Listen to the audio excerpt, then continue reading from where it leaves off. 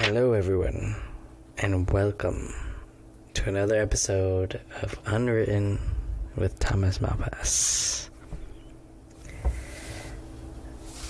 So, before I explain what this podcast is about, I just want to apologize and explain that this episode was kind of scrappy, iffy, whatever you want to call it. The audio on my guest side sounded like I don't even know what you want to call it. It just sounded like a scrappy phone call. So if you want to listen or don't want to listen, that's up to you. I think there was a lot of insights, especially on stem cells and fitness and achieving your fitness goals, and explanation of stem cell research and therapy directly from somebody that got stem cell therapy that had chronic pain for 5+ years. So it's up to you, but nonetheless, my guest that I had on is called Erik Scott. Erik Scott is from SoCal, and he grew up in the pulse-pounding world of fitness. We dive deep into his story of resilience, determination, and discovery of his self and other aspects of life. So I want to prepare you for this adrenaline-filled story of fitness, passion, and perseverance. Erik Scott's journey includes his harsh realities of facing injuries while being somebody who identified with the fitness world. So this is something that aligns with me deeply, because I don't know what I would do if I got an injury. I actually have like golfer's elbow or something right now, and it's just like, I'm not 100% right now. I'm like 70%, and I don't know what I would do if I really had something that took me out of commission. And it's in these moments that we really have to feel grateful. We really have to feel grateful for what we are given and how we show up every day. And in this story, Erik Scott explains how he ultimately decided to choose stem cell therapy. But besides stem cell therapy, we go over aspects of overtraining. We go over aspects of how stem cell therapy works and where it comes from. We also go over the discovery of stem cell research. We also go over Energize Dad, his new business model and coaching model, about a beacon of inspiration and resilience that reminds us every day that every setback is an opportunity and discovery for a set up of a remarkable comeback. Let that soak in. We also go over the transformative power of self-discovery and listening, that every action we collide in forges a new path forward. We also cover the dangers of ego lifting and more. Stay tuned and enjoy. I'll see you in the episode. Peace. Welcome to the Unwritten Podcast with your host, Thomas Malpass, where we are on a mission to help the world find more purpose, passion, and peace in their everyday lives. Through deep conversations and connection, tune in, because we are all on this journey of life together. Take us back, tell us some experiences that shape who you are today, in your search of finding purpose, passion, and peace in your life? Yeah, I like that question. You know, it takes me back to growing up in Southern California. My dad was heavy into outdoors. He was a machinist, so we always worked on things. We built our own, outdoor equipment, hiking sticks, and all of this kind of stuff. And we were always outdoors. He taught me to snow ski very early, around 5 years old. And I raced BMX bikes as a kid, and I'd skateboard to school, right? So that put me in this kind of mental mindset very early in life where get outdoors, do something. You know, the bus used to pass me when I was skateboarding to school, and I was on the skateboard, and everyone was on the bus. I always thought that was pretty cool in a way, right? And then I got into electronics. So I was always working on something, developing my mind, understanding how things work. And then that led me into systems engineering, where I design supercomputers in corporate America right now to solve the world's most challenging science and engineering problems. And I think this is a culmination of my outdoor experience, skiing, racing BMX bikes, skateboarding, and all that. So I've just naturally progressed towards the gym. And over the past 28 years, I've trained different fitness modalities. Your traditional gym, your everyday gym that you walk in and out. And I've trained CrossFit for 4 to 5 years. I was a CrossFit judge at some competitions in Florida. And I trained strength and conditioning recently, 2016 through 2022. So those are coach-led sessions. So the approach is much different than a regular gym, right? It's you learn to lift properly. You've got someone overlooking you. These are class-led sessions, coach-led sessions, and all along, I've been training jiu-jitsu as well. Been training in the Valente Brothers self-defense system and Gracie Humaida for the past 12 years. So I'm a brown belt in jiu-jitsu. So all of this is a culmination of just tempering my mind to have daily discipline, and I would say because of my work in corporate America, I've always woken up before 5 a.m. the past 20 plus years, because I'd prefer to go in work early and get off and go have some time for fitness, right? Or I'd take a lunch break, right? And nowadays I'm training much earlier. I'm training in the morning, but it's just as lifestyles change, you just adapt, right? And I think the big takeaway for me is once you have a plan and a daily operational routine, when you need to adjust, it's easy to shift, right? And you don't get caught up in, if I don't get this done, nothing else works right. If you need to make a shift, it's easy. So I would say that is the course driving background for me to kind of get me where I'm at right now. So you grew up pretty much doing a lot of like outdoors activities and just kind of like naturally in that exercise world, but not necessarily like bodybuilding until a little bit later.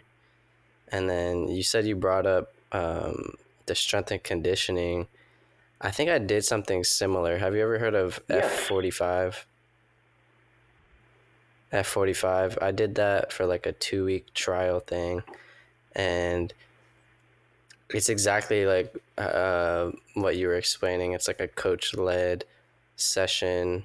If anybody hasn't heard of it, they're like a franchise. F45, I think it stands for like fitness 45 minutes or something.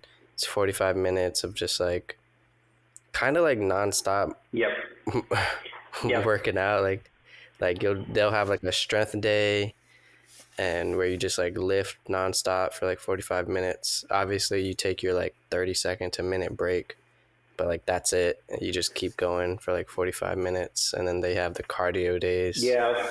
So some of those are like what's known as like HIIT, high intensity interval training, or metcon, metabolic conditioning, mixed in with some weights and some strength and conditioning. And it's a good mixture, right? Because they get your anaerobic and aerobic, activities, all led by a coach. And when you're with people all doing the same work, sometimes it pushes you to do a little more, or at least keep up, and that's the idea, even most recently in the strength and conditioning, I was training in Austin at a place called Atomic Athlete.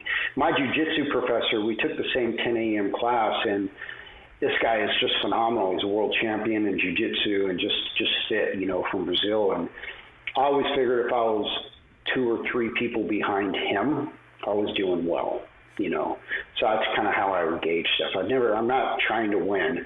If people would ask me too, well, you look fit, what do you do? Are you a fighter? Are you some sort of coach or a trainer? And I said, no, I'm just looking to win at the game of life. I compete at the game of life.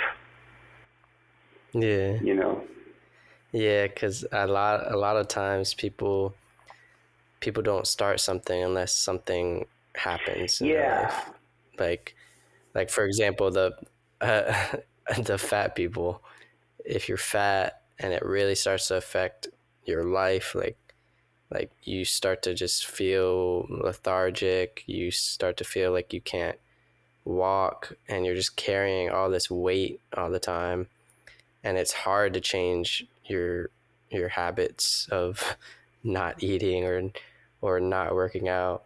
So something has to change, right? And there needs, you just laid it out wonderfully, because you need to have a win, a goal, or a why, right? Because otherwise, if you just start something because you're feeling peer pressured, or someone's telling you need to do better, or you want to keep up with Joe or Sally, you're gonna kind of think that you're going to operate on passion and motivation, and that's going to just dissipate pretty fast as soon as something gets slightly difficult or you don't feel good.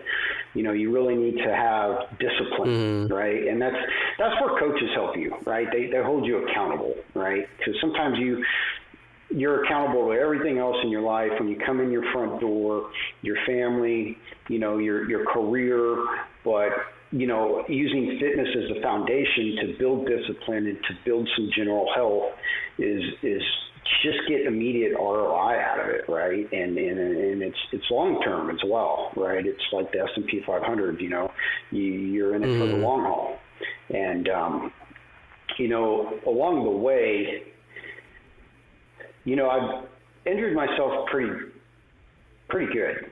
Fortunately, never really any broken bones of any severe magnitude, but it's a situation where just putting a lot of weight, compression on my back, on my spine. I've done some rucking events led by special operations cadres for a company called GoRuck. They generally help veterans that are transitioning out of special operations forces communities to, the civilian world, right? And then this helps the civilians kind of understand a little bit more about the military, right? But these are 5, 12, and 24-hour events. I've done a couple events in that range, and it just helps you understand what you can really do. And when you think you can quit or you need to quit, you don't have to quit. What does it look like? Well, you generally, you're in a group of 10 to 30 people. You're all sharing the workload, but you have a rucksack with the minimum weight specification.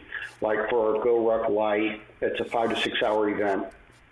You probably need, as a male, to come in, I think it's 15 or 20 pounds with a Go Ruck heavy. It's much heavier, right? And then there's the 12-hour event where you need to have right around 30 pounds in your rucksack, plus some water. There's not really time to eat, so you might need some electrolytes. And you're just like hiking. You're in a group, right? And you're marching and you're carrying weight. You're carrying a rucksack on your own. And you're all doing work together, and you might be doing push-ups or various fitness modalities, whatever the cadre need you to do, but you complete it as a team, right? And people do quit. Mm-hmm. You might start out with 30 people and finish with 20 or 15, right? But you just got to dig down. Yeah. What they want is, for you to bring $20 in an ID in case you need a taxi or something, right? Or an Uber, right? You don't wear a watch. Don't worry about what time it is. The cadre knows what time it is, just there to do the work, I trained for some of these, honestly, because, carrying a rucksack on your back with weight is different than putting a barbell on it and doing some squats, or holding some dumbbells up high. Yeah. Because it's for a sustained period, right? It's for a very long time. And, these are unique events. And people do them all the time. They're in every major city and across America, and I really like those. But a lot of this jiu-jitsu, various strength and conditioning training, across 28 plus years, and some of these endurance events, I ended up with a pretty good back injury that I thought wasn't really a big deal, because in the early days, with lifting weights, you're taught recovery is take a rest day, take a day off. Do a workout 2 or 3 days in a row, take a day off, go do something else. That could be take a walk, rest. No one really specified what rest was, right? That's changing. Yeah. Where a lot of coaches now and that have a really good background in coaching folks, they want some band work with the rubber band, some foam rolling, some stretching and stuff like that. And that's all real good recovery work when you have a good plan, right? And someone knows it, or it, right? But yeah, I think a lot of that just led up to me having a pretty bad back injury where I would just take a few days off until it subsided, right? Until the pain was low enough to where I could go back, do some training, maybe I would focus on a different body part. And that also goes back to the very early days of training. You were told, hey, if your back hurts, go do leg extensions or something, right? Go do something else, go work on something else, right?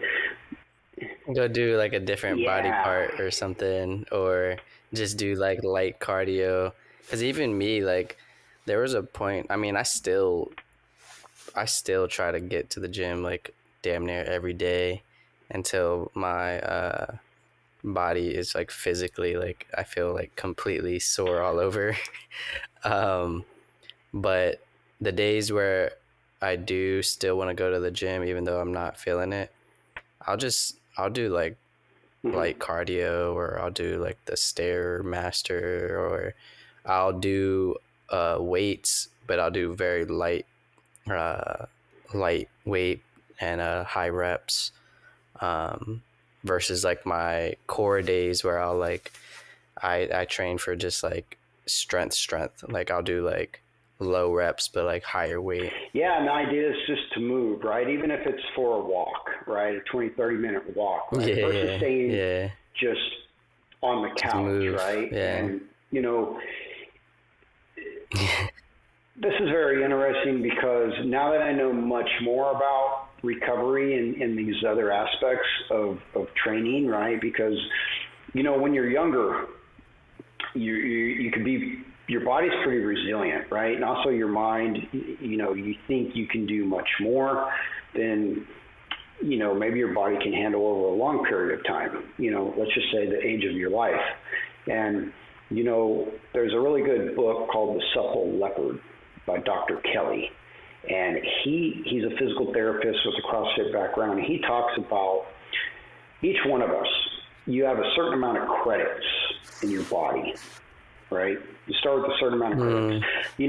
Just for frame of reference, maybe I have 25,000 credits, you have 35,000, or I've got 18K, you've got 22K, or whatever it is, right? We don't really know. But if you constantly withdraw those credits and don't resupply, through recovery and taking care of your body, pretty soon you're going to be out of credits, right? It's like a bank account, right?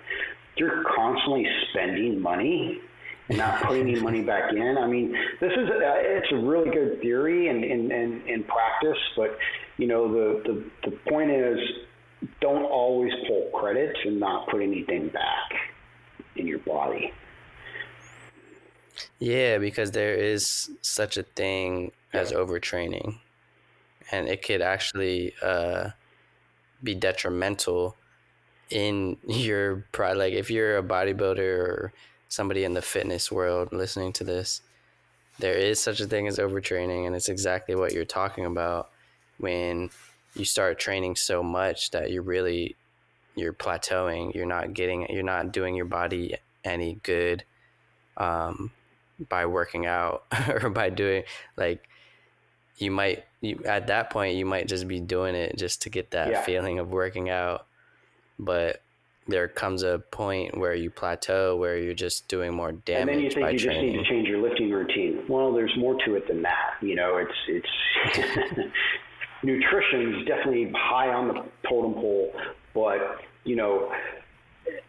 so many resources out there to put a recovery program together for yourself. And I did a fair amount of work with my back injury, with massage therapy, with chiropractors, hot and dry needling with electronics on it, with pulsation. And I've been through the course on this, and, it's very interesting to see how all of this develops over time in terms of self-knowledge. And it's gotten me to where I'm at today, but at one point my back was hurting so much, I just couldn't get any sleep anymore. And the massage therapy, chiropractors were just giving me temporary relief. It wasn't a long-term plan in terms of, finding out what's truly going on. But I was hesitant to go to traditional doctors, like a spinal surgeon, for example, right? So I went to a wellness center outside of Austin, Texas.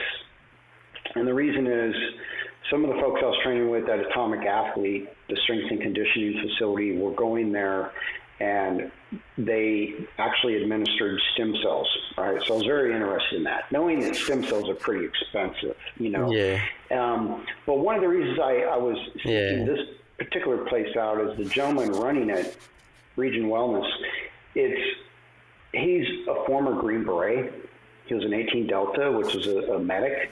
So he is going to see a different side of knowledge around physical fitness, right? Around jiu-jitsu. Because of what he's worked with, with his team members and in the Army and, so forth. So, one of the first things we did was talk about, the various workouts I was doing and what to pull back on. Rucking was one of them. Don't put any more spinal compression than you need to on your back. Let's get an MRI going. And, then you got to deal with the whole mess of, medical insurance, right? So we want to get an MRI because that's going to give you the best deep analysis of the back to tell you what's going on. And, the insurance companies were denying it. They said, go get an x-ray first. And I was, well, an x-ray is not going to show anything. It's just going to show my basic spinal outline, right, and my bones, So after going through that whole shebang, came back and had a sit down with the wellness center, and I had 3 herniated discs. I had 3 compressed discs. I had canal stenosis, which is your vertebrae just start seizing together, and the whole lower portion of my back was degenerating from arthritis. So I was like, okay, well, that explains a couple things. Yeah, that's really bad. Exactly. And this all came from what, just years of working out and jiu-jitsu and rucking? Yeah, I think so. And then when I moved to Florida in 2016 through 2019, I really turned up the volume on my level of physical fitness and everything I was doing, and just putting more pressure on the system, and that added to the problem. And there's people, herniated disc is real common in jiu-jitsu, but the thing is, how do you fix these? How do you look into this? Yeah. I was talking to my chiropractor. He said, "Look, man, I'm giving you a temporary fix here. You need to look long term." He's like, "Have you ever thought about stem cells?" I said, "No." He was real. Yeah. He was real with you. And he trained at Atomic Athlete, right? So he had he knew what I did, right? And he was a sports medicine doctor, chiropractor. And he said, "Go listen to this podcast with Joe Rogan. Mel Gibson's on there, and they're talking about how he helps his dad with stem cells." A doctor by the name of Neil Riordan. I think I heard that one. He like has a guy in like Mexico or something. Panama. It's a stem cell institute in Panama. Or right? Panama. Okay. These are U.S. doctors, right? Yeah. Panama and Colombia, Mexico now, at the government level are approving full, research and treatment. Yeah. And it's cheaper. And so I started looking into that. Right. But then I said, well, I need to find a clinic that specializes in back treatment. So I found a company called BioAccelerator in Medellin, Colombia. They're owned by a U.S. company, but they're, the YouTube page is full of, athletes and, various professionals that are going down there and getting treatment, as well as, doctors, lawyers, and so forth. And I'm just a regular guy. I'm like, well, how am I going to fit in, but what I ended up doing was, I reviewed this with the Wellness Center leader, right? The former Special Operations 18 Delta, turned physical therapist now or PT, and he said, well, go talk to him. You're probably going to get a higher volume and a higher concentration of stem cells at that clinic than I can give you here over time, right? Because it's just my access is different, right? But they've got full government approval in Colombia to develop stem cells at the highest level, MSC stem cells from the umbilical cord, right? It's the beginning of life, right? That's what you want. That's what I wanted. I wanted regenerative medicine.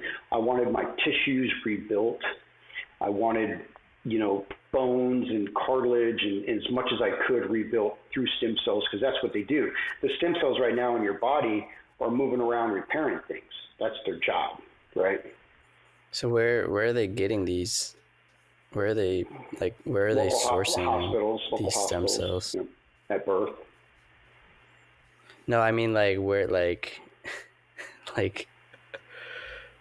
exactly where, not like the local hospitals. Where's the origin of these stem cells? Do you know? I didn't ask, right? I didn't, it's from, the local region, and, you do get a printout, my stem cells came from a baby boy, right? From the umbilical cord, right? Those are brought into the laboratory, treated, they're extracted and put into a form where you can get the stem cell injection via shot, via a needle, right? And that goes into the certain area that you're injured in your body, right? No, but honestly, I didn't ask, hey, tell me which hospital I need to address and all that kind of stuff, right? I just was trusting at a higher level that these are ethically sourced, they're controlled in a laboratory environment, and they're safe to put in my body, right? I did a fair amount of studying, read several books. Dr. Neil Riordan has a book on stem cell therapy. Plus here in the U.S., if you want to, and I decided not to, but you can go and have your stem cells extracted, put in a centrifuge, they spin them around, they treat them, they do different things, and they put them back in your body, right? That's another way to get stem cell treatment. But I don't want 50-year-old stem cells, You're just recycling. I don't want my stuff recycled. Yeah. I've heard from folks that have got that done. It's pretty painful. I was like, nah, okay, that's 2 strikes. I'm not looking for a 3rd strike on this, to eliminate it.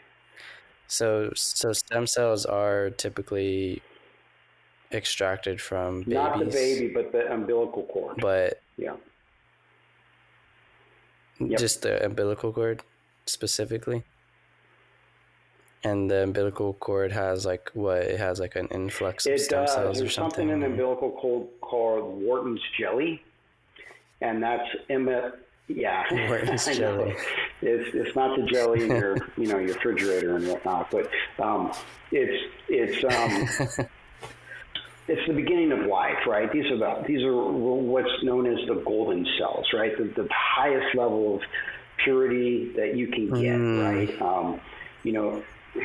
And these are all like when I just want to clarify for whoever's listening and thinking about getting stem cells that it's ethical, and the people that they take it from, they agree on this stuff. They don't just do it without them knowing, unaware. They agree, like, yes, you can take my umbilical cord stem cells, you can take my Wharton's jellies. Yeah, so I just want to clarify that. These high-level facilities, these stem cell treatment centers in Panama and Colombia, and there's one in Tijuana, Mexico, called CPI, but they have, agreements in place with local hospitals to ethically source and get. Otherwise, what happens to the umbilical cord at birth, right? It gets put off to the side with the placenta and all the other bodily fluids that go on, right, at that point, right? Now my daughter's 1 year old, and as we're going through all of the pre-birth, visits, there's services now in the U.S. Did you use her stem cells? No, but there's services called cord banking, right? This is digressing a little bit, but just to show you that, and to show the listeners that here in the U.S., you can cord bank your children's placenta, umbilical cord, and all of that for later treatment, so they could get stem cell treatment down the road. So the FDA has approved it at that level, right? Oh wow! So if you have a kid, or if you're pregnant right now, and you think you may get hurt down the line, just in case, you can save those. Primarily for the child. You can save those. Right, is how it's advertised. Yeah, it's primarily for the child to use for some sort of medical scenario down the road. They didn't necessarily spell out in the literature, treat your back problem or anything like that. It's other types of diseases and stuff like that. But it's the same concept, right? It's, in this case, you're better off having your own stem cells at birth, right? If you can if you could cord bank them, so they're cryo, managed, with temperature controlled in a bank, and you could store them for life, and maybe your child needs them at 15 years old due to some physical fitness kind of injury, or some sort of health related issue, or maybe they don't need them until they're 50 years old or something. Who knows, right? It's just one of those. And they hold them for that long. It's whatever agreement you want to get into the provider with, right? It's a service, right? Don't get me wrong, they're making money on this, right? And the idea is you never need it, right? Which is good, right? But in my case, I went for a 5-day treatment in Medellin, Colombia, and there was a lot of pre-work to do. I had to go on an anti-inflammatory diet. I had to drop all alcohol, all coffee, and the reason is you want to get rid of all the chronic inflammation as much as possible. Now, acute inflammation is from injuries and sports training and, just stretching your muscles and stuff like that. That's acute kind of inflammation. Chronic comes from food, smog, outside, pollution and stuff like that. And the idea there is, when you go in for the treatment of the stem cells, you don't want a bunch of chronic inflammation in your body because the stem cells will go treat that, which is not the goal, right? You're trying to get the injury treated. So there's a lot of pre-work. Yeah. It's not like you're going to show up and, you're going to get some pixie dust spread on you and, some gold dust or whatever, and everything's going to be better. Like, you got to put in some work, right? But I had a 5-day treatment. I ended up with 13 injections, 9 in my back. I decided to go ahead and get my knees treated. They were having a lot of trouble, my elbow and my shoulder, right? So you might as well just go all in. Yeah, I went all in. Everything. I was like, turn me into, this repaired guy, right? But the big piece of it is the back, right? And, understanding where all the injuries are, putting me under an imagery device, local anesthesia with the spinal surgeon and the whole medical team, and then the injections went straight into where my injuries were in my back. Same with my knees. And that way you're getting the stem cell injection directly to the injury area. So it can immediately start working to repair that area. That's the idea behind regenerative medicine, right? And that's also the idea to get rid of chronic inflammation. Get your body as clean as possible. So I did that. It's not like you're in the hospital bed the whole time, right? We went out and saw the city. We did a coffee plantation tour. We did different things during the day. You just got a spot. You got a spot at the clinic. And, this is the best medical experience I've honestly ever received, right? It's the first time a sports medicine doctor sat down with me for an hour and went over all my MRIs, showed me where all my injuries are, showed me where areas of concern was, we talked about, what could I not do going forward with physical fitness? And the answer is you do whatever you want. But, for example, because of my knees were bone on bone and a lot of torn cartilage, wow, really? I would advise not to, if I'm going to do squats, not to squat to a 90, squat to a 60 degree. Because at a 90, it's putting a lot of tension in that area. And, the sports medicine doctor even explained it to me, and we did demos. Like, if you go to a 60 degree angle with the squat, all of your muscles are engaged, You're not going to get there without engaging all your muscles. So at that point, you're good, right? You've put the load. What about a full deep squat? I do that sometimes. Because of my situation, I was advised not to do that, right? A lot of torn cartilage, bone on bone. Stem cells are it's repairing those areas, but it's not worth it in the long run. So I was just advised to go to a 60 degree, and that's what I'm doing, and it works fine. And it's under the heading of play the long game, right? Coach watching you, or you should be squatting to a 90 and you're healthy, do it, right? But if you've got a lot of knee problems, maybe you're jiu-jitsu training and you're just banging up, think about things a little differently is what I would say. But what we did, and the clinic's been constantly working with me. We do follow-ups, and it's not like you go get the treatment and see you later, bye-bye. We waited 1 year, and I went and got another MRI here in the States. That facility wrote a report because that's where I got the first MRI that showed all the injuries in the new one. And I handed that report off in the imagery to the stem cell clinic in Medellin, Colombia. And now I've got 2 different medical professional facilities that have reviewed the MRI, and all of the herniated discs were gone. I had fluid back in the discs. I have an image showing the pre-MRI, pre-treatment, post-MRI with the fluid back in the discs. All the compressed discs were gone, and there was no signs of canal stenosis, right? I did have inflammation. That's going to take a bit longer. That's a lingering kind of, monster that just sits around. That takes a while, and that's remarkable, right? And, you know, I did do a fair amount of physical therapy afterwards for all the injured areas, which was, you know, a requirement. You know, but at the time I was working with another physical therapist in Austin, Texas. This woman had a CrossFit background. I always seek out medical,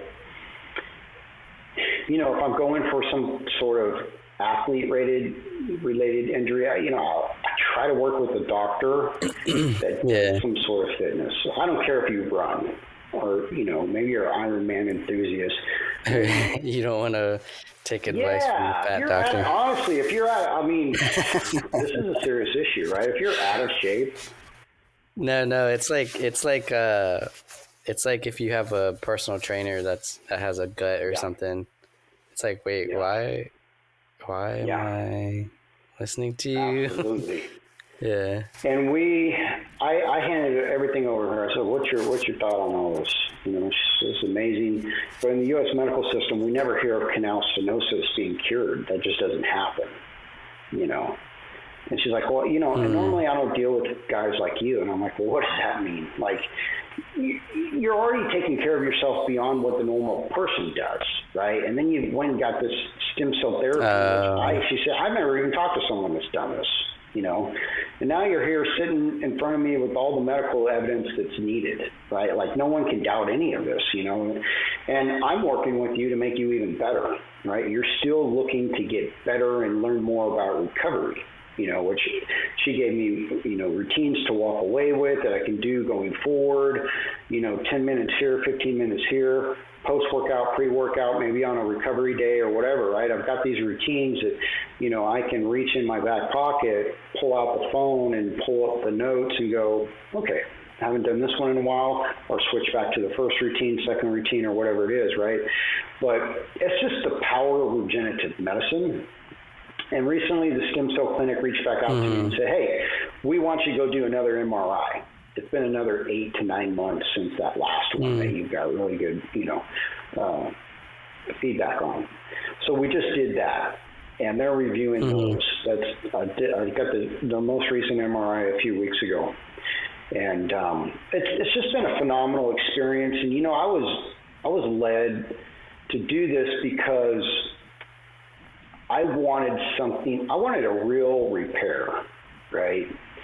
I wanted to see what's possible with, you might call it unconventional medicine, right? In this case, it's under the heading of regenerative medicine, like I keep mentioning. But, you know, family, friends, U.S. medical professionals that, you know, I engage in at certain levels here, we're all like, you're crazy. No, this is unproven. There's no data. There's no science. Really? If it was that good, we'd be doing it here. And so, well, okay.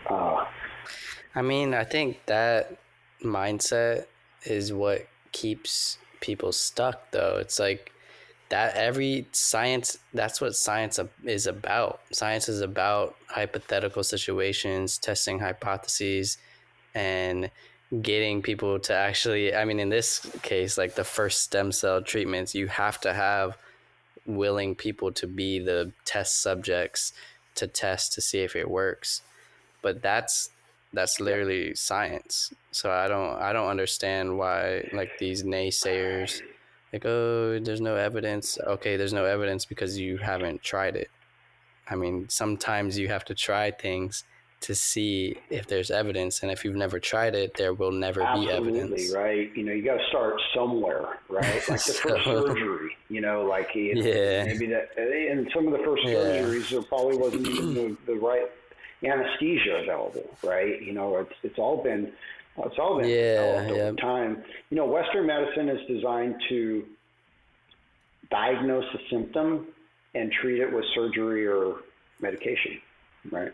Yep, pills or fluids or, you know, shots, you know, and that's what we do, right? And temporary. You know, any medical professional that is okay with, you know, just acknowledging that, and most will.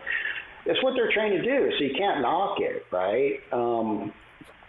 But under the heading of wellness, you know, I was willing to search out the far corners of Earth. What else is possible? You know. Yeah. I feel So wonderful. how do you feel now? And one of the big motivators was my baby girl, right? She's 1 year old now. I'm a 52-year-old dude, but I'm the big You're gonna live till you're 100, man. and This is only your right. midlife. The big scare for me You still got I was really nervous and scared with all my back pain, not being able to pick my daughter off the ground. For stuff I did to myself, right? I through fitness and trying to stay healthy, I put this on myself, right? And not being able to pick her off the ground was just fuel on the fire, right? You go back to, like we talked about at the beginning, have a goal, a win, or a why. So that was my why. My daughter was the why, and that's just icing on the cake, but just not living a comfortable life. And, some might say, well, hey, you did all this through physical fitness. Well, what's the alternative? Be fat, unhealthy, go to the doctor with all your problems, and then you're told to start eating right and do some basic physical fitness. Well, okay, there you go.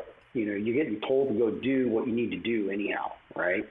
And without it being too late. And sometimes it isn't too late, right? Anyone can course correct and focus on health and wellness,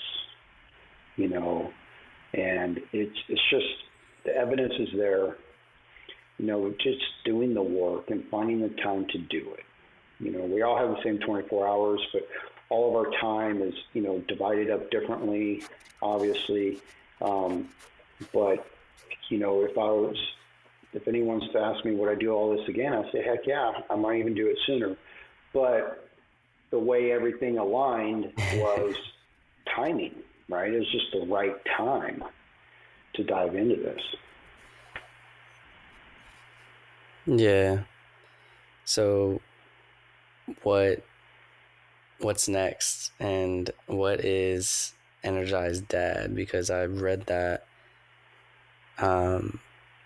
you started this Energize Dad program. Is it like a program? Yeah, online coaching where I work with people to develop mindset, discipline, and I offer fitness and nutrition programs through my custom application platform.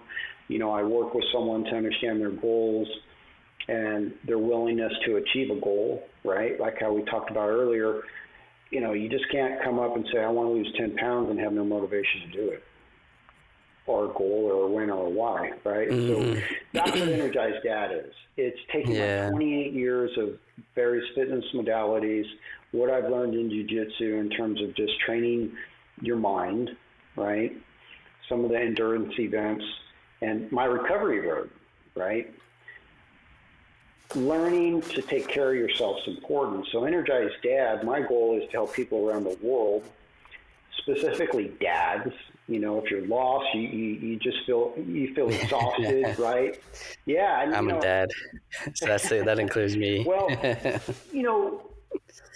dads have a lot of workload, right? But especially single dads like myself. It's to tough. Twins. It's tough, right? But being the pillar and being the foundation of fitness, your kids are going to see that, right? They're going to go, wow, my dad's fit. When we walk into a room with other dads, why does my dad look a little different, and everyone else is, the shirts look big and, sizes are bigger and, are they, why are we eating good food and everyone else is eating junk food? Yeah. And it's just to help people, through macronutrients, understand how food works to fuel your body, right? We'll set a goal.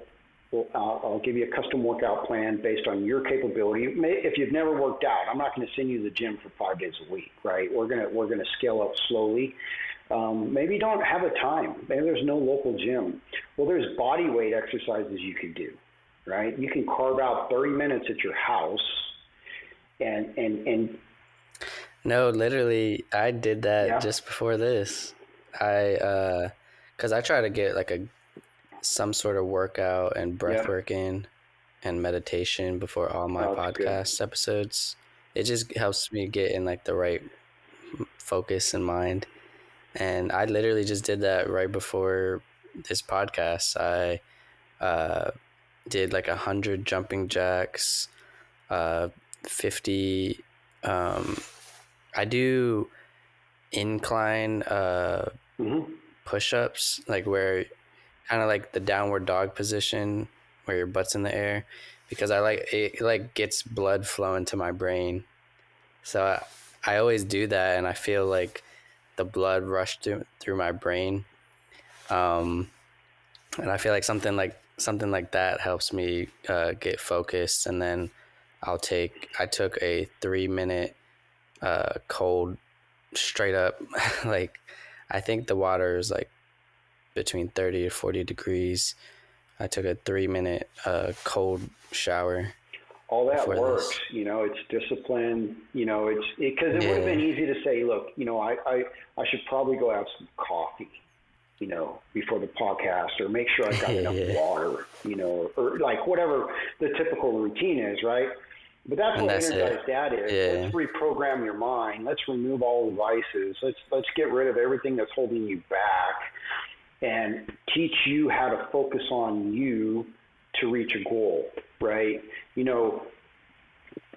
It's easy to say, man, I can go search on the internet and put a plan together for myself and follow the plan. No, you can't, because you're the one that got yourself into this position, right? Your plan got you where you're at. How are you going to build a plan to get out of it? I have friends right now, they're, I'm trying to, hey, I could help you out. Well, I think I could put together a macro plan online and follow it. And I'm like, well, what kind of plan did you use to get to where you are now, where you're just way overweight? That's your plan. How are you going to develop all of a sudden? Well, most people don't have a plan. They just live their life unconsciously until something in their life you have to get woken changes, or you have to get woken up. And can you go out there and develop a plan? Yeah, right. But you're not going to have accountability. Your accountability got you where you're at now, right? Oh man, there's like a study that proves if you are held accountable, you're like 50% more likely to accomplish your goal versus, it's something high. It's like 50 or 70, some high statistic where you're more likely to accomplish a goal if you are held accountable. Yeah, absolutely. Versus because not. You got to check in with the coach. You're on a fitness and nutrition program, and you have a goal. You're expecting something. Even yourself, every Friday, I check in. We do check-ins on Fridays. You're going to be driven to improve every Friday. And if you're not, we're going to look at what's going on. If you start coming in and saying, I'm oversleeping, I'm overworking and all that. Okay, we're going to dial this back a little bit, but you're going to have to get up and do the work, right? Regardless, you have to do the work, and drop the excuses and the vices and everything that's been holding you back. And if you don't have anyone around you to support you in this effort, fine, right? Because at the end of the day, you need to be prepared to save yourself. You need to do the work to be able to self-rescue. What does that mean? No one's coming to save you, right? Like, your health is up to you, right? You can go see a medical professional. You can go to a nutritionist. You can go to all these folks. But guess who has to take that first step? It's you, right? Guess who has to follow the plan? It's you. Well, even if they tell you and you go to all these people, you still have to do some sort of work required to get better. Even if you go to all these doctors and they tell you what to do, you still have to do something. You can't stay the same. And I hear it, jiu-jitsu, one of the higher ranking guys, I want to lose 10 pounds. I'm like, great, that's easy. Well, I don't want to stop the way I'm eating right now. I'm having fun with the way I eat. you know. So Oh man. then your plan Yeah. to lose 10 pounds is just, you're just wasting your time talking about it. Like, just keep doing what you're doing, You have you to know. take that mindset. But Yeah. you gotta be Yeah. coachable, right? If you're not coachable, well, maybe you don't even know how to be Yeah. coachable. What that means though is listen to the plan, stick to the plan, right? And You yeah, can't be one of the stubborn. more challenging, elements is I've trained my brother over the past 4 to 5 months. He's lost 27 pounds. He lost 20 pounds in the first 3 months. He's now floating almost about 30 pounds down, right? But as you get on a macro plan Damn. and you really start understanding how the proper amount of fuel in your body with protein grams per day, fat grams per day, carbohydrates grams per day, based on your goals and your everyday, energy output, and your fitness, you're going to start feeling really good, and then you're going to think you need to add something else and do something else. But the answer is no. My brother, he would start, because when you're on a major calorie deficit, the best thing to do is hypertrophy, in terms of fitness, right? Strength and conditioning, lift weights, Yeah. Yep. Don't go too But, hard. My brother's coming back and saying, hey, I want to start running. It's like, no, it's not part of the plan. He says, well, I want to wear a plate carrier, a 20-pound plate carrier like you do for Murph in CrossFit. I said, no, a plate carrier is not part of the plan. Wait until we reverse diet you and we add more calories, and you're on the the reverse side of this, where we've gotten you to a weight where you need to be. But did he listen? No. Right? And the impact of that is missing workouts. Now, maybe you're too tired because now you've added in this extra aerobic capacity element to a plan that wasn't even your plan. That goes back to just be coachable, listen to the plan. Your coach knows when to change it, and it also helps you develop discipline, right? Stick to the plan because the plan was designed for you. It's a personal plan, But my goal with Energize Dad is just to help people be the best version of themselves, build the best person inwards, start inwards, and then you present that person to the world, right? And the idea there is, along the way, people are going to start noticing, hey, what are you doing different? You look different, you're walking different, you're talking different, whatever you're doing, keep doing it. People are going to notice, A fit person, you walk into a room, there's a certain amount of respect people give you, regardless, right? They just know you're doing something a little different. No, it's funny that you brought that up, because I remember I had a job interview. It was something like a job interview. It was for a leasing consultant at an apartment complex, and I was just there for the day to help out and see if I was right for the job or whatever. I mean, that was an interesting day, because the moment I walked in there, they're like, oh, like cocky boy over here, like, because I was wearing a tight button up, so like a tight button up dress shirt, and if you have like muscles and stuff, you're you can see that. And one of the chicks was like, damn, like, show off much, like like, why do you have to like tell us you work out without telling us you work out? But you should be able to be rewarded in your own mind for the work you do, and it's people receive it differently. It's interesting, some people just ask you, hey. I was just appreciative. I'm like, well, I guess I'm doing something right. Exactly. Because the output, the presence that you gave, I mean, it's not easy to achieve that. It doesn't happen by going to the gym one day a week.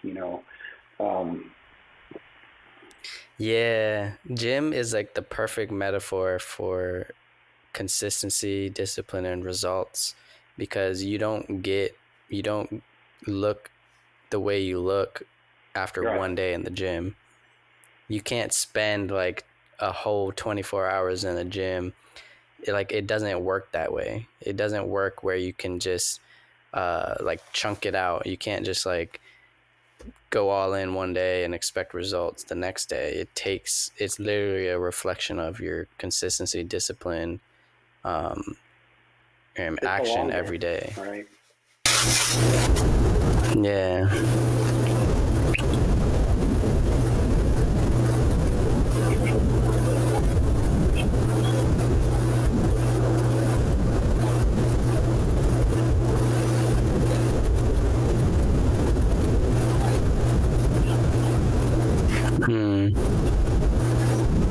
It's like an extra boost. Yeah.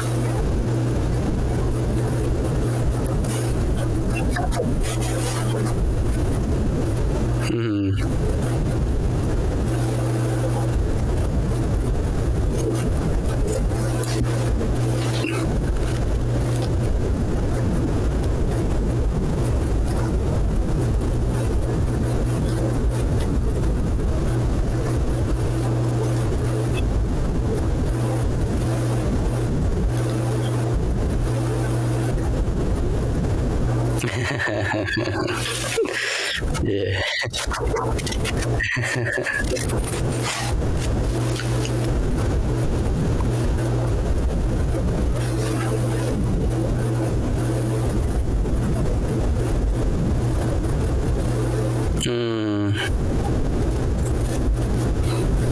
Overfull. Acid war, but Yeah. we don't know when to stop eating, and it's just that's another Yeah. goal for Energize Dad is just to help people understand, and it's a long game, right? I want to teach techniques, processes, and procedures on how to look at food a little differently. Am I saying you can't go have fun? No, right? But there's an 80-20 rule to it where if you're doing things right 80% of the time, a little bit here and there, isn't going to take you that far off course, Yeah. right? Yeah. But the idea is not to lean back that way in the beginning, right? Let's get your course corrected. Yeah. Let's get you on the path you need to win at life. And fitness and health as wellness in general, helps you win at everything else. Mainly because of the discipline. No, I agree. I think it's a good foundation to work from. Once you get your fitness and health right and your mindset right, I think you can achieve whatever you want to achieve in this life, Absolutely. And to just be real, like when things get hard, and stay focused on the reasons you're doing it and everything. Yeah. I did want to ask you what does your daily diet look like? Yeah, right now I'm on about 2,200 calories a day.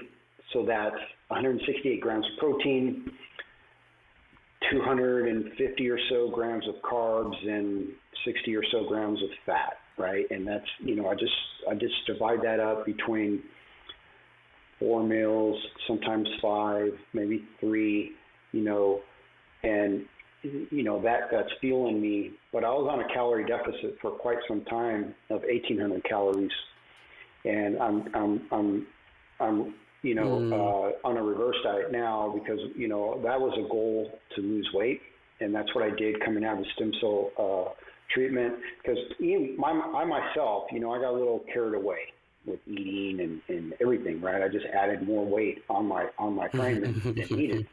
So I reduced myself by 20 pounds in 3 months, and I've been on a calorie deficit for the past 6 months or so, and it's time to go back the other direction because I'm not even fueling my body enough for jiu-jitsu and Maintain. the gym Yeah.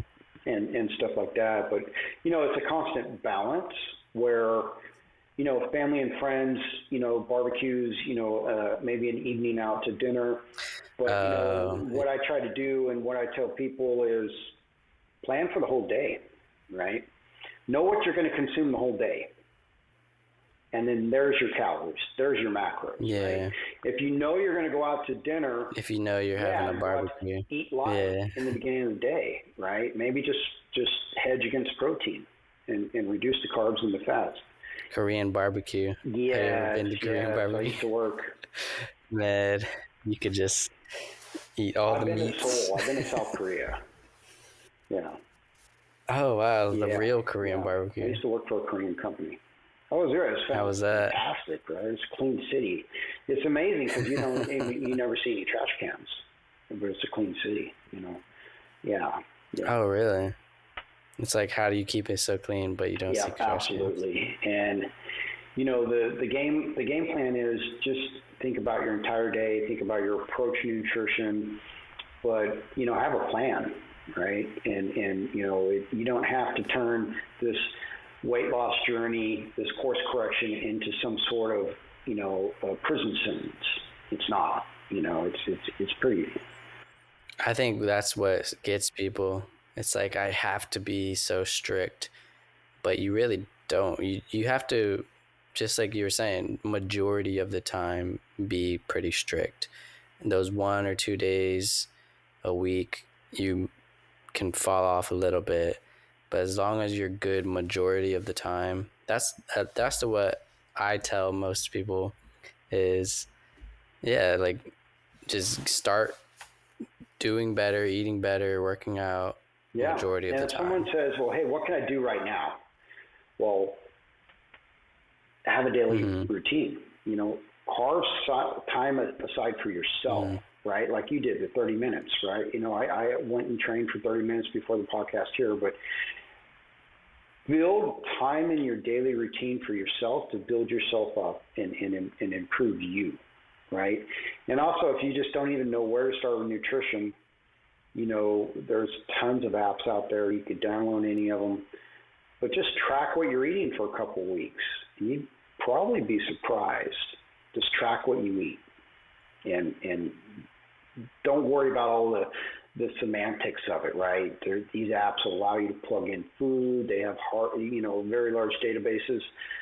Just track what you eat and see, hey, is this even look good? You might be surprised. And then don't waste time developing a plan that you don't know how to build. Work with someone that can help you and hold you accountable. Yep. Get help. Yeah. Don't be afraid to ask for help. So, you got any plans for the future? This is what you're working on right now? Energize Dad, and what people could do is, I put everything on my Instagram page. My daily routine, my training habits, the family life with Energize Dad, and all the way back to post stem cell treatment, right, where I went on the 20-pound weight loss journey. Right, all of that's there. Like, I'm not hiding anything. I'm not trying to show up with a six-pack. I'm just a regular guy, right? And because people got to understand, hey, this guy came from somewhere close to where I'm at, or 25 yards from where I'm at, right? It's not this. I showed up on the scene just immaculate, right? Just ripped, and a bunch of new stem cells, got a new lease on life, and all that. No, this has been a long journey. Journey, yeah. Nah, man, I think it's a journey that I think people listening to will gain some valuable insights from, and I think the stem cell talk is very interesting because I was curious myself. I mean, I'm only 29 and I don't have any crazy pains, but it opened my mind to I'm open to the fact in the future about taking it if I come across any chronic pains. But I've always been good at recovery. Ever since I started working out back in high school, I never pushed myself too hard. And when I did try to push myself too hard, I paid for it. Like I'm like, oh, I'm going to do this weight, or like your 1 rep maxes. And then you'll end up like spraining something. Or I remember I did that. I did like a 1 rep max with dumbbells. I think I was doing like 80 or like 90-pound dumbbells, and I was just trying to push it, and it ended up fucking up my my wrist, because all that weight on your wrist, you're trying to stabilize it. And I'm like, yeah, no, this is why I don't go too hard. Like, I mainly just do hypertrophy all the time, and then maybe 1 or 2 days of the week I'll add in like that extra weight for like 4 reps. That's a good point. You know, but when I was training an Atomic Athlete, there was a coach named Todd, and he would tell people, right, before you get on the barbell, no one cares how much you lift. Like, nobody, like you know, you could load up all these plates. Your ego lift. You know, you go to, maybe you've done a lift and it feels good and you think you could do more, but you add 2 more 2.5 pound plates on either side of the barbell and you hurt yourself. Like, that's stupid. Like, it's not worth it. Yeah. Now it's multi-months of recovery. You're not coming back the next day to do the same thing. That's for damn sure, right? Or the next week, right? But just be reasonable, right? This isn't a race. Mm-hmm. It's the long game. It's a lifestyle, honestly. Yep. It's a lifestyle, and I'm glad I got into it at an early age. Yeah, totally. To be honest, because man, I was a scrawny, tiny high schooler, no muscle. I never been fat. I was just always scrawny and tiny. And I even tried to bulk. Like last year I was trying to bulk, and even that was it was hard to get fat. Like it's for me, it's hard to get fat. That's a great kind of blessing in disguise, right? And everyone's a little different, you know. Me and my family, we're not really on the thin side, you know, and you know, it's a little bit opposite, right? Some people got to pay a little more attention to what they eat, but it's just learning what works, working with someone knowledgeable, and, you know, when you're feeling good and everything's healthy, like, you know, that's where you want to be. You know, don't go do more, right? Maybe test yourself in a different way. Go do a GoRuck event. Go do, you know, maybe some sort of triathlon, which, you know, I want to do one of those. You know, obviously train up a little bit for it, you know, and but challenge yourself in different ways. You know, you don't need just to put more weight on the barbell or a bigger dumbbell or kettlebell, right? Yeah. You can test your limit. Exercise your mind, you know. And, you know, there's dividends there. Yeah. Well, I appreciate you, man. And I'm going to start closing out with my final questions here. We didn't dive too deep into your supercomputer history.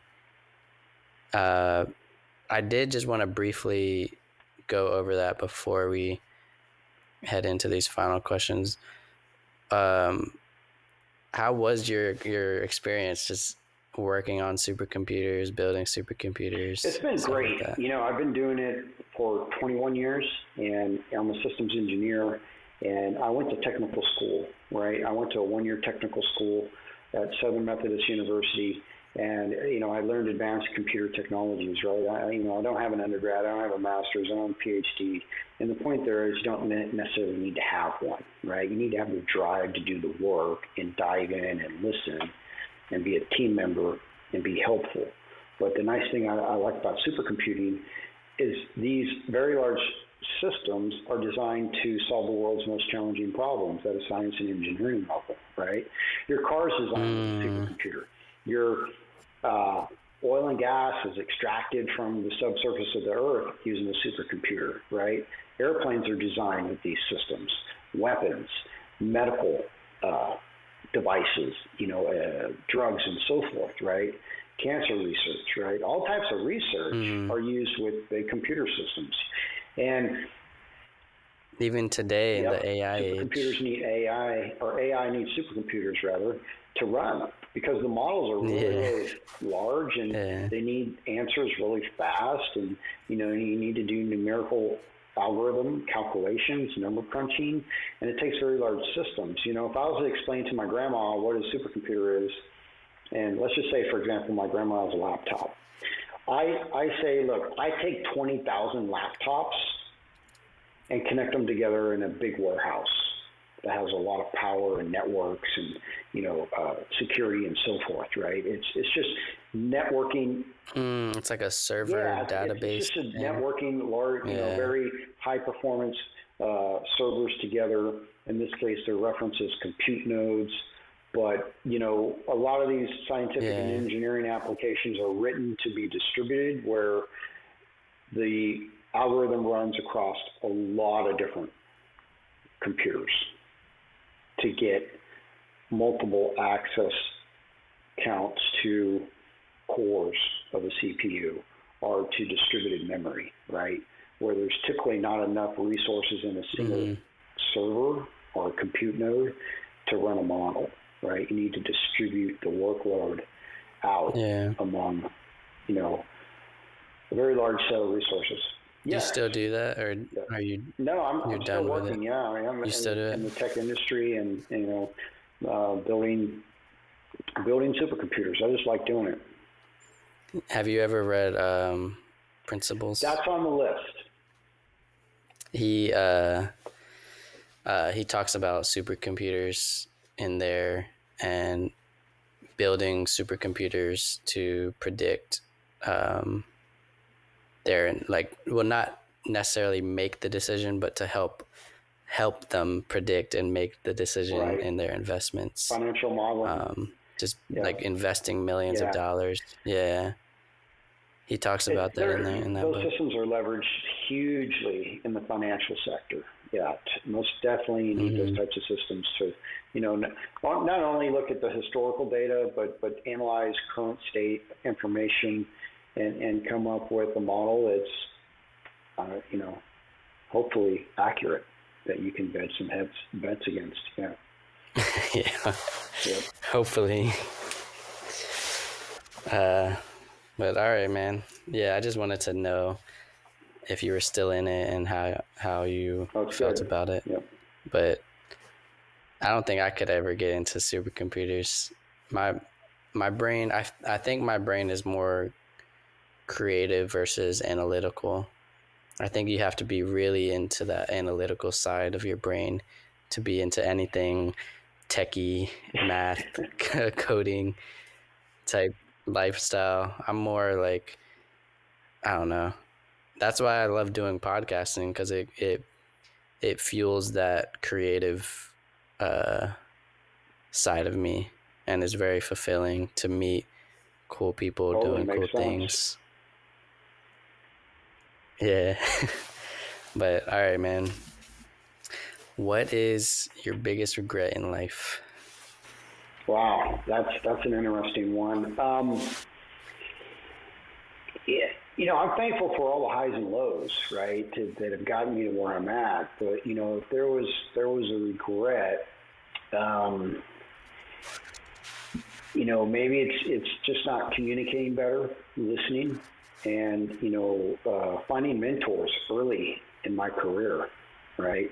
Just not someone that can tell you what to do or go give you an assignment, right? A mentor that can align with you and you align with kind of their vision and where they're at in life and what they've accomplished to help you, get on a guided path, right? I would have seeked out mentors much earlier. No, I also agree. I think mentors, especially ones that are actually doing the work that you want to do, and are successful at it. Not just somebody called a mentor or coach and just telling you what to do, but somebody that's actually in the thing that you want to do with results that can show you their way of doing it, and you could figure out your way of doing it by following in their footsteps. Yeah. But that's a good one, man. Who or what has made the biggest impact in your life that makes you who you are? I'd say fitness, right? And that you can't really pin that on a particular person, but it's an evolution of discovering yourself. It's an evolution of being trainable, being coachable, working with people in a team environment, learning about yourself when you don't feel good. I'm not talking about injured, right? When you don't feel good, go do the work, right? And that's been a big trigger for me in terms of dig deeper, learn more, do more, right? Mm-hmm. I think fitness is also a big part of who I am as well. I don't know what I would do without fitness, to be honest, man. It's like a must. It's like a non-negotiable. I'd be a fat dad in my life. Now, I'd probably still hurt, injured in a different way, because I fell over. Yeah, it's like a must. I just have to. I don't know. I think it also just helps you build more confidence as well when you start actually getting into fitness and training. It teaches you how to show up for yourself.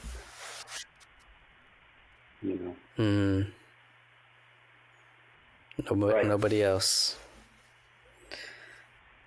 All right, next question. What has been one lesson that you learned the hard way? Not learning about recovery when it comes to fitness, and just beating the hell out of my body and just taking a basic rest day, right? Not diving in and trying to seek out the world's best, professions in an area that you're injured. And, I just kept going. I had this model of never quit, right? But it's all at the cost of what? Don't quit because what's the cost? It's not like I'm going to die. Yeah. It's not like I'm a team member on a special operations team, right? Like if I don't do the work, it impacts somebody else, and then we don't go home or something. It's not knowing enough about recovery and seeking out people that could teach me recovery techniques. Waiting too long, where typical massage therapy chiropractors aren't going to be able to help you much, right? Impacting the daily quality of my life, maybe not, being able to go places, see things. And, it was a high cost to pay, right? But, the lessons learned are so valuable that I could use for the rest of my life. It held me back for many years, 2016 through 2021, 22. I went through a lot of pain, Not no pain, right? Because I've been on fire. My hands and my stomach have been on fire, third and fourth degree burns. So you can't really come to me and say, you can't tell me like, well, what does pain mean? Well, okay, idiot, I've been on fire, How about light yourself on fire? No, don't do that. Have you been on fire and then, had severe back pain? Yeah, you can, Do you still have scars and stuff? It's been healed up for quite some time. The big thing that helped me was actual aloe vera plants, peeling back the aloe vera and putting that directly on my stomach, which had the worst elements of the burns. That's probably a whole nother podcast in itself. But it's taking care of yourself, thinking about recovery. You're there's no studies that show how much pounds per square inch that your joints can hold, right? That's not of interest to science, right? Well, if you're a scientist listening to this, maybe that should be a new study. Exactly, right? Because everyone's, we're young and we're vibrant and we're lifting heavy loads. We're wrapping our knees with wraps, our elbows, our wrist straps, and all of that to get a 1 PR, right? Or to win a meet. It's like, okay, well, how does that impact you long term? It's not really monitored. Yeah. It's not taken care of. It's interesting. You could, it's known how many pounds per square inch a Rottweiler has or a pit bull on their jaw. Their jaws, yeah. But we don't know how many pounds per square inch your joints can hold over time, and that could be because everyone's a little different, right? Well, okay, Yeah, because the muscle, the musculoskeletal system is different on everybody, so it would. You can't really generalize that. Yeah, you would have maybe to. There's age time frames in life where earlier on maybe you could scale up on the load. Yeah, like then the threshold. Your 40s or 50s, you need to think about longevity. Or in your 30s, you probably still think you're bulletproof and you can't be taken out, but you can be taken out. Don't. Yeah, I foresee that, man. That's why I just don't. I still go decently hard. Like, I do enough weight where it's hard for me, but not too hard where I can barely push it.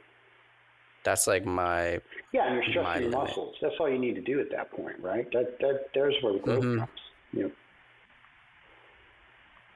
Yeah, because when it's too light, you don't really feel anything. It has to be heavy enough to have resistance that it's hard, but it's not too hard.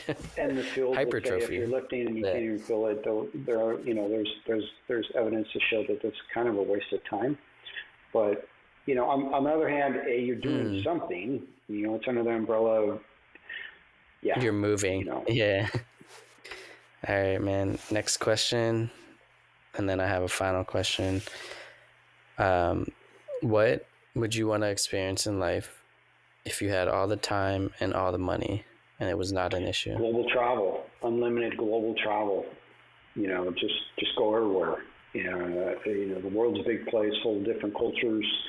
You never know where you can end up. And maybe just go in some unplanned trips, right? Just grab a ticket and go. I've had the recent opportunity to go to Norway and Spain with my wife and my daughter. My daughter has already been overseas and she's got a passport. She wasn't even 1 year old, and it's like, you can go do this, just go do it. You can't come up with reasons not to go, but I would just say global travel, right? And along the way, experience different foods. Maybe you'll meet some different, people in different fitness modalities, and meet some people that are 100 years old and ask, hey, how did you get here? What did you do to reach this age? I'd love to do that as well. Maybe do a podcast like that one day. Just travel and go. Maybe random person to do a podcast with or something. Yeah.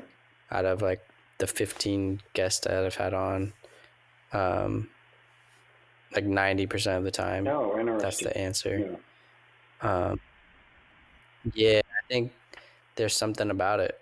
Like just think about it. If you had unlimited time, unlimited money, what would you do? Necessarily, hey, let's build the biggest house in my city with the best view, right? Well, you probably have already done that if resources are unlimited, right? It's go explore life. Go to a place that's really, really cold. Go to places that are really warm. Get outside of your comfort zone. Go to Antarctica. Nobody. Antarctica is still like one of the most interesting places on Earth because nobody has really like fully traversed it. Oh, I can imagine. Yes. And there's lots of conspiracies about it, but I'm not going to get into that. Right. All right, man. Final question. Any personal insights that you'd like to share about your journey of discovering yourself that would resonate with the audience? Yeah, when self-doubt enters your mind, and it will, you got to think that no one's coming to save you, right? You got to self-help. You got to put yourself in a position to take care of yourself, right? I mean, you can call friends, family, call a doctor. It's you're going to be able to go take a visit, but put all you can into building the best version of you, right? And it's so important. And when you're faced with challenges, hit them head on, right? Maybe going in the front door isn't the best option anymore. Go in the garage door, go in the side door, go in the back door, right? Go in the damn window. I mean, it doesn't matter. But don't stop, It's so important because it's easy to get held up with life. But life is going to keep moving regardless of whatever state you're in. Your best option is be in an ideal state and get the best out of life that you can. And along the way, teach people how you do it, right? Share your information, share your knowledge. You see someone struggling, help them out, Just don't keep your, what you've learned, what you've accomplished in some sort of silo, right? Like it's some sort of secret, like it's a secret formula. Share stuff, right? And because there is no secret formula, Like it's a patent, like you're gonna make money off of it or something. You're not gonna be pending on your level of success in health and fitness and business, right? Yeah. Share, teach, recycle, get better. That's what I would say.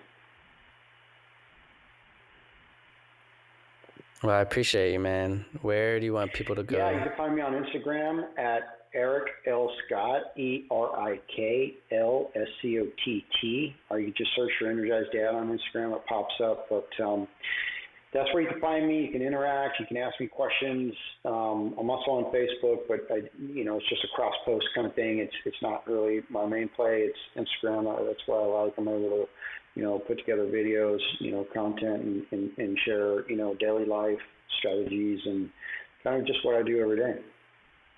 All right, everybody, go check them out. And if you like this episode, please share and subscribe and give us a rating and review. And stay curious, and we'll see you in the next one. Thank you. Peace.